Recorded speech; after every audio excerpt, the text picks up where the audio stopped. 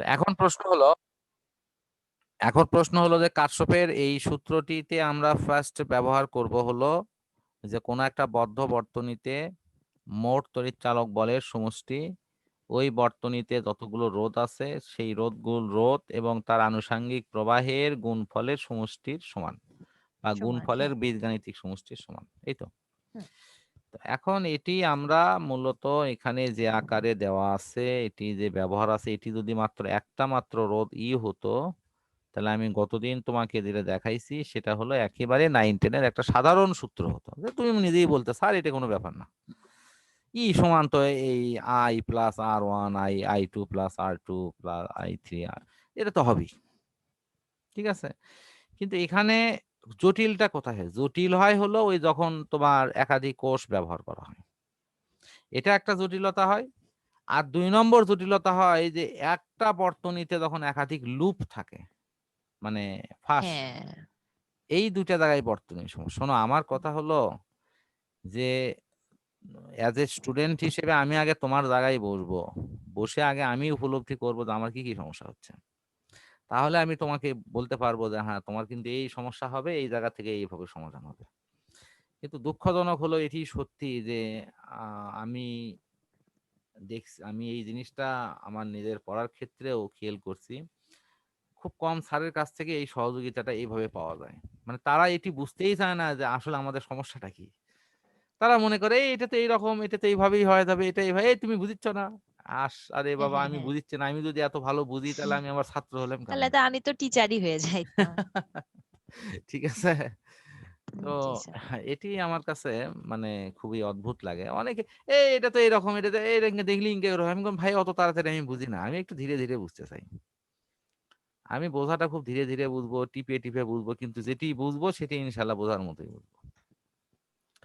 আশা করি তোমার এই এই জাতীয় লুপ নিয়ে আর মনে হয় প্রবলেম হবে না যদি এরকম থাকে। তবে হ্যাঁ, এখানে যে ওই যে বললাম না, এখানে একটা কথা লেখা আছে, ইচ্ছা করলে এর বিপরীতও ধরা যায়। ইচ্ছা করলে মানে কি, তুমি যদি মনে করো যে না স্যার আমি এটাই প্লাস ধরবো, এটাই মাইনাস ধরবো, কোনো সমস্যা নাই, এর ক্ষেত্রেও ফলাফল একই হবে। এর ক্ষেত্রেও ফলাফল একই হবে, কারণ হলো আমার তো মূল উদ্দেশ্যটা কি? মূল উদ্দেশ্যটা হলো যে একটা তড়িৎচালক বল আর একটা তড়িৎচালক বলের যখন পার্থক্য, এখানে তো আসলে যে লেখা আছে যোগফল, এটি কিন্তু আসলে পার্থক্য। কেন পার্থক্য? কারণ যখন এরা বিপরীত মুখে কাজ করে তখন তো বড় থেকে ছোটটা বিয়োগ হবে, হ্যাঁ, তখন তো ছোট থেকে তো আর বড়টা বিয়োগ হবে। হ্যাঁ, হ্যাঁ, হ্যাঁ। জি স্যার। আর তুমি যদি কজন আচ্ছা ছোট থেকে বড়টা বিয়োগ করবো, তাহলে তখন ওই তড়িৎ প্রবাহর ওই সিস্টেম গুলো উল্টে যাবে, মানে মাইনাস মানে দুই দিকেই মাইনাস। ঠিক আছে। তো এটি কোনো ফ্যাক্টর না, ফ্যাক্টরটা হলো যে এখানে আমরা ধরবো ওই দুটার বীজগাণিত, মানে এক ধরনের যোগফল বা এক ধরনের বিয়োগফল বা এক ধরনের পার্থক্য। যোগফল কখন হবে? যখন দুটোই একই মুখে থাকবে। মানে এই যে একই ভাবে থাকার অর্থটা কি? আমার মনে হয় যে এই ব্যাপারগুলো একটু ক্লিয়ার করতে হবে। দেখো এই বর্তনীতেই যদি এই যে এখানে প্লাস, এই পাশে যদি এই পাশে প্লাস থাকতো, এই যে শেষে এই অংশে প্লাস থাকতো আর এটি যদি মাইনাস থাকতো, তাহলে তাহলে কিন্তু আবার একই দিকে হতো, তখন হ্যাঁ, তাহলে পজিটিভই কিন্তু হইতো। এটা কি চিহ্ন হতো? প্লাস চিহ্ন হতো। তাহলে আর আমার এই মাইনাস নিয়ে এত কত গল্প করাই লাগতো না। জি স্যার। ঠিক আছে, এটা আমার দুটোই মিলে হ্যাঁ, এটা প্লাস। আমাদেরকে উদ্ভাসের ভাইয়ারা এরকম করে পড়াইছে যে তুমি কোনো একটা দিকে লুপ নিছো, তো লুপটা সাধারণত এভাবে নিবা যাতে প্রথম, মানে লুপে তুমি যেটা প্রথম কোষটা পাচ্ছ সেটা যাতে তোমার পজিটিভ থেকে নেগেটিভের দিকে থাকে। এখন সেই লুপ ঘুরতে গিয়ে যদি এমন কোনোটা পাওয়া যায় যে নেগেটিভ থেকে পজিটিভের দিকে না, তার যাচ্ছে, উল্টা, তার তাহলেই উল্টা। হ্যাঁ, তাহলে সেটা মাইনাস ধরবা। এটা মাইনাস ধরবা, এইটুকু ইয়েস বলছে। ইয়েস, হ্যাঁ ওটাই ঠিকই বলছে ওনারা। ওটাই, মানে তুমি যে কোনো একটার থেকে শুরু করো। তুমি যদি মনে করো না স্যার আমি উপরেরটাতে শুরু করবো না, নিচেরটা থেকে করো, তো কোনো সমস্যা হ্যাঁ, নেই। হ্যাঁ। তাহলে এই দিক থেকে উল্টো দিকে যাও, ওই দিক থেকে ওটা বিয়োগ দাও। আসলে এখানে যতক্ষণ পর্যন্ত মান না দেওয়া থাকবে ততক্ষণ পর্যন্ত তোমার এদের থেকে ওটাই বিয়োগ করা, ওদের থেকে এটা বিয়োগ করা, দুটো তো একই। আর মান দেওয়া থাকলে তখন কি হবে? মান দেওয়া থাকলে বড় থেকে ছোটটা বিয়োগ দেবে। আর যদি মনে করো না স্যার আমি ছোট থেকে বড়টা বিয়োগ করবো, করো, তাহলে সবগুলোই মাইনাস হবে। তো সবগুলো মাইনাস হলে উভয় পক্ষ থেকে মাইনাস কেটে যাবে, এই তো ঘটনা। হ্যাঁ। তো আসলে যাই হোক, আমার মনে হয় এরকম একক লুপ নিয়ে আমার আর প্রবলেম হওয়ার ইনশাল্লাহ সম্ভাবনা নেই। এখন আমরা দেখবো যে একটু যদি এখানে বইতে থাকে তো থাকলো, না থাকলে আমরা প্রয়োজনে পরবর্তীতে ওই যে সৃজনশীল বা অন্য কোনো অঙ্কের স্থান থেকে আমরা দেখবো যে একাধিক লুপ থাকলে কেমন হয়। তো একাধিক লুপেরটা এখানে দেখি আগে ওই পৃষ্ঠায় আছে কি এরকম কোনো, না নাই। তাহলে এখানে আপাতত তুমি ওই এই একটা লুপের একাধিক থেকে শিখে নাও। আর এটি অঙ্কর সময় তুমি একটু রিমার্কে রাখো যে এইরকম কিছু জি স্যার। জটিল অঙ্ক আমরা খুঁজে বের করবো ইনশাল্লাহ, যে একাধিক লুপ থাকলে কেমন হয়। ঠিক আছে? তো আমি তোমাকে একটা ধারণা দিচ্ছি, সেটি হলো যে আমাদের যখন মানে এগুলো ক্যালকুলেশন করা হয় তখন সাধারণত এক লুপের সাথে কিন্তু অন্য লুপের কিন্তু ইয়ে হয় না, মানে সম্পর্কটা জি করার স্যার, সময় হ্যাঁ, মানে একটা লুপ হয়তো এদিকে নিল, আরেকটা লুপ এদিকে, হ্যাঁ অন্যদিকে। সেপারেটেড থাকে কিন্তু। তুমি যে লুপ হ্যাঁ। নিয়ে কাজ করো তখন ওই লুপের মধ্যেই যা হবে তাই, পরের লুপ নিয়ে কাজ করে সেই লুপের মধ্যে যা হবে তাই। যেমন ওই হুইস্টন ব্রিজেরও কিন্তু অনেকগুলো লুপ তৈরি হয়, জানো তো? আমি হুইস্টন ব্রিজ গুলো কিন্তু হুইস্টন ব্রিজের ওই প্রমাণটাও কিন্তু তোমার এই কারশফের সূত্র প্রয়োগ করে কিন্তু নিয়ে আসা যায়। ও ঠিক আচ্ছা, আছে? কিন্তু আসলে সেখানেও আমি না তুমি মনে হয় অতদূর ব্যাখ্যায় যাওনি আর কি। তো জি সেখানে কিন্তু স্যার। তোমার এই সেখানে কিন্তু তোমার এই লুপ গুলোই ব্যবহার করা হয়েছে। এই ওই দেখো এখানে একটা লুপ, ওখানে একটা লুপ। কারণ ওখানে তুমি হুইস্টন ব্রিজের ক্ষেত্রে চারটে বাহুর মাঝখানে যখন তোমার ওই যে গ্যালভানোমিটার দিয়ে সংযোগ দিলে তখন তোমার লুপ হচ্ছে কয়টা? লুপ অন্তত দুটো লুপ হচ্ছে, দেখো চিন্তা করে দেখো। দুই পাশে দুটো অংশ আছে না মাঝখানে সংযোগ দেওয়ার হ্যাঁ, পর, হ্যাঁ, হ্যাঁ। তখন ওই দুইটা লুপের ক্ষেত্রে দুই রকম অপশন ব্যবহার করা হয় এবং বেশিরভাগ ক্ষেত্রেই তোমার ওই যে ফার্স্ট যে সংযোগ সূত্র ইয়া কি বলা হয় তোমার জাংশন উপপাদ্য সেটি ব্যবহার করা হয়। আচ্ছা আমার মনে হয় এটি নিয়ে তোমার খুব মানে টেনশন হওয়ার মতো অবস্থা নেই। আমার মনে হয় যে ওই যে প্রথম দিকে যে একটা ভীতি ছিল সেটা কিছুটা হলো কমলো। একটি জিনিস হয়তো আমাদের সামনে উদাহরণে থাকলো না, একাধিক লুপ হলে। তো একাধিক লুপ হলে আমি শুধু এইটুকু বলতেছি যে লুপ গুলোকে আলাদা আলাদা করে নিয়ে আমরা ক্যালকুলেশন করব, কোনো সমস্যা হবে না।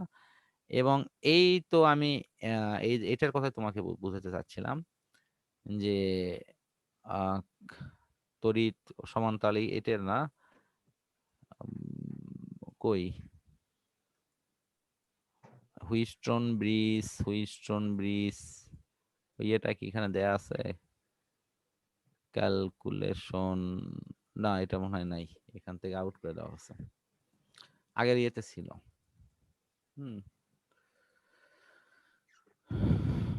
এই যে আমি এখানেই দেখাচ্ছি, এই ধরো এর একটা ছবি বাই করি, এই যে একটু ছবিটা বড় করে নেই।